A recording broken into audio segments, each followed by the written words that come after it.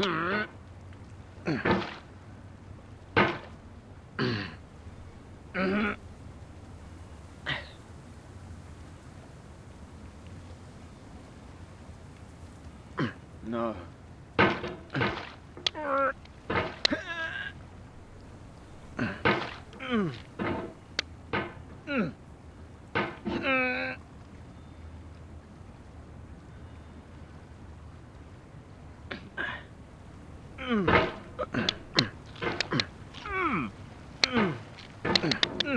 What?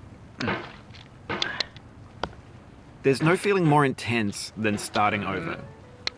If you deleted your homework the day before it was due, as I have, or if you left your wallet at home and you have to go back after spending an hour in the commute.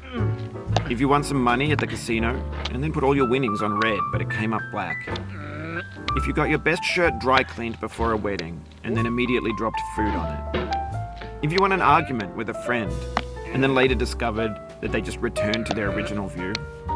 Starting over is harder than starting up.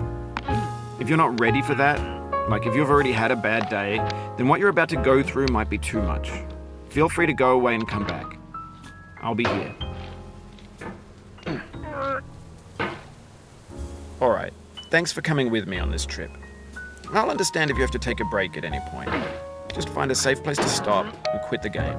And don't worry, I'll save your progress, always. Even your mistakes. This game is a homage to a free game that came out in 2002, titled Sexy Hiking.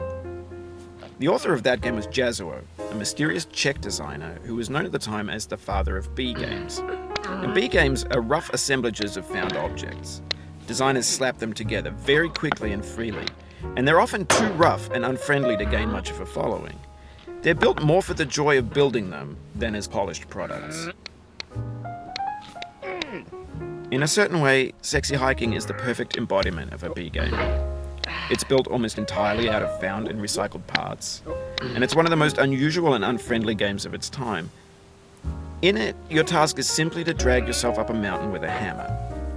And that act of climbing, in the digital world or in real life, has certain essential properties that give the game its flavor. No amount of forward progress is guaranteed.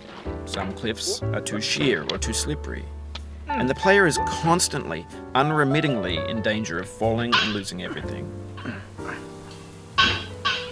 Anyway, when you start Sexy Hiking, you're standing next to this dead tree that blocks the way to the entire rest of the game. It might take you an hour to get over that tree, and a lot of people never got past it. You prod and you poke at it, exploring the limits of your reach and your strength, trying to find a way up and over. And there's a sense of truth in that lack of compromise. Most obstacles in video game worlds are fake. You can be completely confident in your ability to get through them once you have the correct method or the correct equipment or just by spending enough time. In that sense, every pixelated obstacle in Sexy Hiking is real. The obstacles in Sexy Hiking are unyielding, and that makes the game uniquely frustrating. But I'm not sure Jazzuo intended to make a frustrating game. The frustration is just essential to the act of climbing, and it's authentic to the process of building a game about climbing. A funny thing happened to me as I was building this mountain. I'd have an idea for a new obstacle, and I'd build it, test it, and it would usually turn out to be unreasonably hard. But I couldn't bring myself to make it easier. It already felt like my inability to get past the new obstacle was my fault as a player rather than as a builder. Imaginary mountains build themselves from our efforts to climb them, and it's our repeated attempts to reach the summit that turns those mountains into something real. When you're building a video game world, you're building with ideas, and that can be like working with quickset cement. You mold your ideas into a certain shape that can be played with, and in the process of playing with them, they begin to harden and set until they're immutable, like rock. And at that point, you can't change the world.